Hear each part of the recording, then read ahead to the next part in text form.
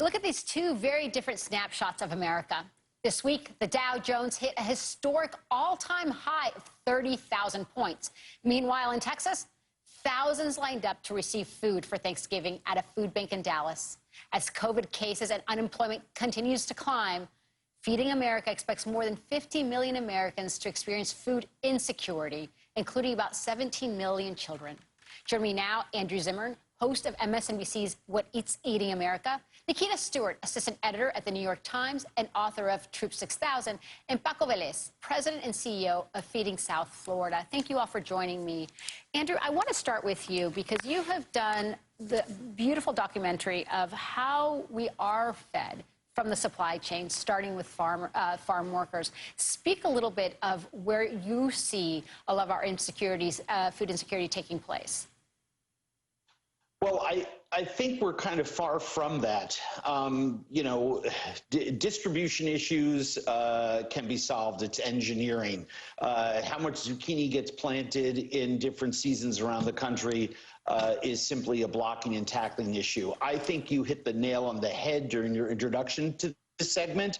Stock market is up, obviously, on the news of the president-elect and the election being certified, et cetera. I think there's a lot of, and his cabinet secretaries, some of them being named, I think we're seeing a little bump there. But the fact of the matter is that there's actually 2 or 3 Americas when it comes to food, and that has to stop. Eating well in America should not be a class issue. I think we need to be living in the solution. Your quotes at the top from your guests outline the problem. Numbers are tripled and quadrupled in some parts of the country. We need an immediate return of enhanced unemployment benefits and extensions to them. We need federal programs like SNAP increased. We need this new stimulus money. Food box programs are going to end in January. We need those. And most importantly, we need an economy redesign that's built to feed the many and not just those at the top. This problem is going to be exacerbated again and again in every economic downturn. God forbid we don't have another pandemic again, but we have to address these core issues, and I would insist that President-elect Biden name a food czar, someone who understands that we need things like universal lunch programs and the like. Well, and I think that you're underscoring the point is that we are the wealthiest nation in the world. We throw away food that is surplus, and yet we have millions of children going hungry unnecessarily. Nikita, you wrote this really beautiful piece for the New York Times documenting individuals around New York who are feeling food insecure, but who are receiving aid. You also mentioned how where you growing up, were food insecure, and so I think that it just made the point so much more poignant. Can you talk a little bit about what you're witnessing, what you're seeing, and also the joy that these families had in receiving some of their ethnic food? It was such a beautifully documented piece, Nikita. Oh, thank you very much. You know, I went around the city talking to different people in a lot of different pantries around the city. And, you know, there were so many people who were in the line for the very first time. And all of them were like, I never thought this could happen to me. I would pass these lines and think, oh, that's for poor people. And now they're like, oh, that's me. And there's something very wrong, as was stated earlier, on where we are in the state of the country where so many people are going hungry. Being in line is very traumatic. There is a lot of stigma associated with it. People are embarrassed, and I cannot put into words the frustration of standing in line for 5 and 6 hours. But what I found was when people finally got their food, there was just this relief, this weight was lifted. And I wondered, what were people doing when they got home? And when they got home, people were finding a joy in cooking. Cooking and food, it's a necessity to all of us. But not only is it a necessity, it is something that gives us comfort in this time of the pandemic. And that's what I found. And everyone should get to experience that joy. And one of the things, Nikita, that you mentioned was so moving, and you just mentioned it again, Paco, was how folks said, well, I do not stand in line. That's not what I do. And having grown up with immigrant family, that was very much the case when I was growing up, until one of my aunts actually had to go on food stamps, and it was almost a shaming. Speak to how we are changing this mindset and how we as a society can destigmatize a need that is very apparent among millions of us right now.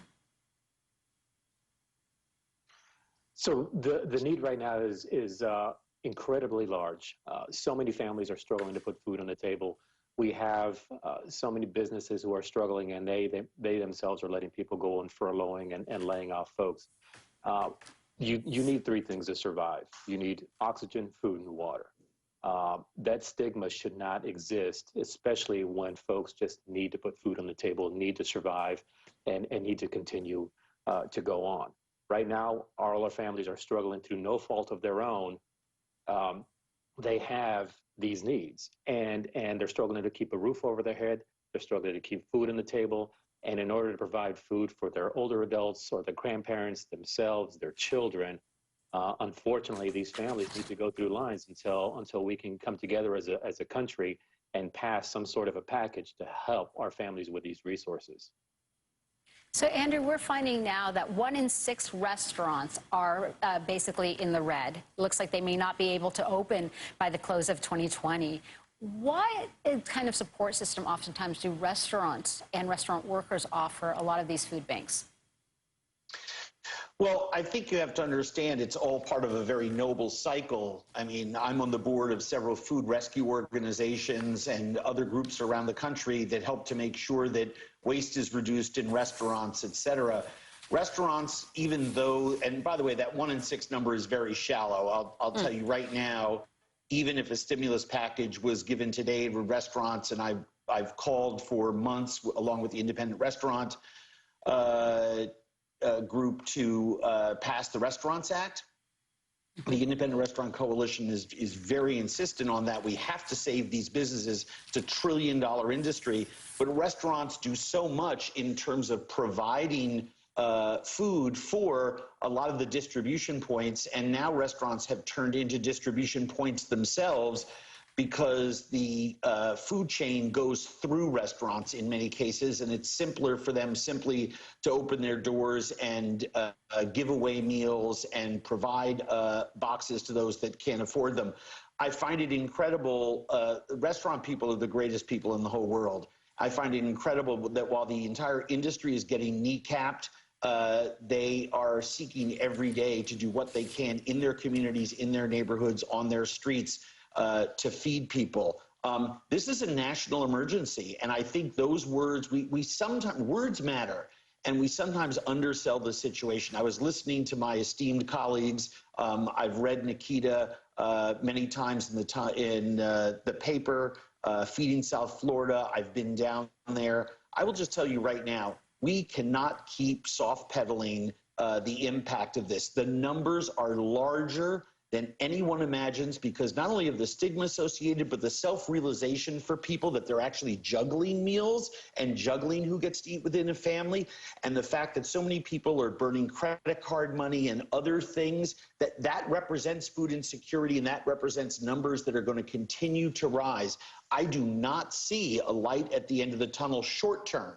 I see a light at the end of the tunnel longer term, because I think we have an empathetic and compassionate administration. But if Washington, D.C. doesn't realize that we are in the middle of a national food emergency, it is going to get a lot worse before it gets better. So, Andrew, we know that we're in a food emergency. We're in a health crisis. We also know that we're short on unemployment. And the only way to address this is for the Senate to get back to work and actually pass that temporary status. We know that we're about to expire not just the funding for food banks, but also for unemployment and so many other things. So thank you so much, Andrews, for highlighting that. Nikita Stewart and Paco Velez, thank you for the work that you do. More AM Joy after the break. At Dell Technologies, we started by making the